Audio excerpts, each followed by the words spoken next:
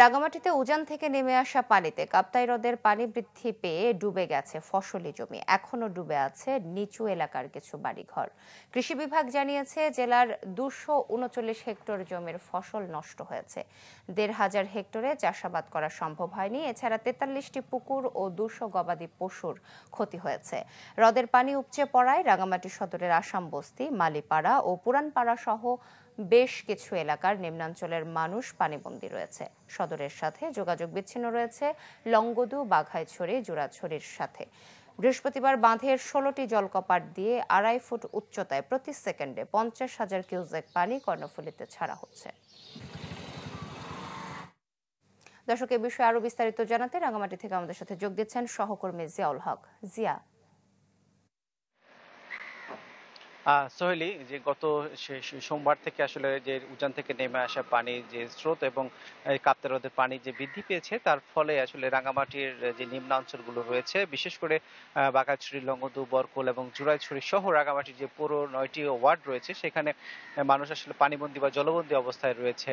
এর ফলে আসলে মানুষের যে দুর্ভোগ বা ভোগান্তির কথা, সেটি আমরা কথা বলার চেষ্টা করেছিলাম স্থানীয়দের সাথে। তারা যেটি বলছেন যে এই বছর টানা 3বার আসলে এরকম জলবন্দী বা পানিবন্দী অবস্থার কারণে তাদের ঘরের যে আসবাবপত্র সেটি আসলে অনেকটা নষ্ট হয়ে পড়েছে, এবং যে তাদের দৈনন্দিন যে খাবার দাবারের যে ব্যবস্থা, সেটি আসলে এক ধরনের সংকট তৈরি হয়েছে। বিশেষ করে যে বাচ্চাদের যে স্কুলগামী যে বাচ্চারা, তাদের আসলে যাওয়া আসা পড়ালেখার যে ব্যাঘাত সৃষ্টি হয়েছে।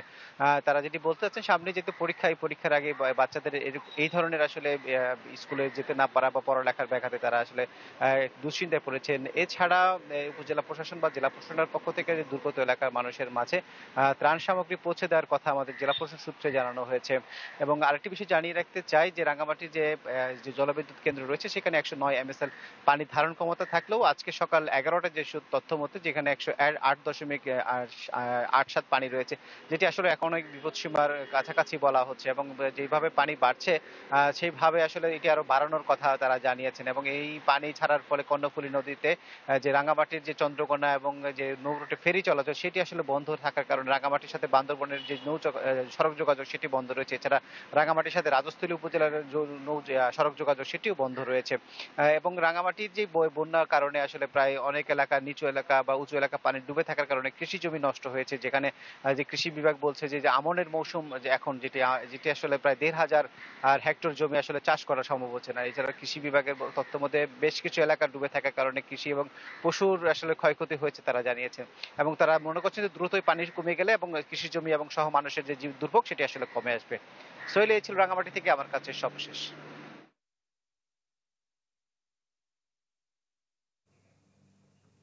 জিয়া, ধন্যবাদ আপনাকে। দর্শক, উজান থেকে নেমে আসা পানিতে রাঙামাটির বেশ কিছু এলাকা পানিবন্দী হয়ে পড়েছে, সে বিষয়ে বিস্তারিত জানাচ্ছিলেন সহকর্মী জিয়াউল হক।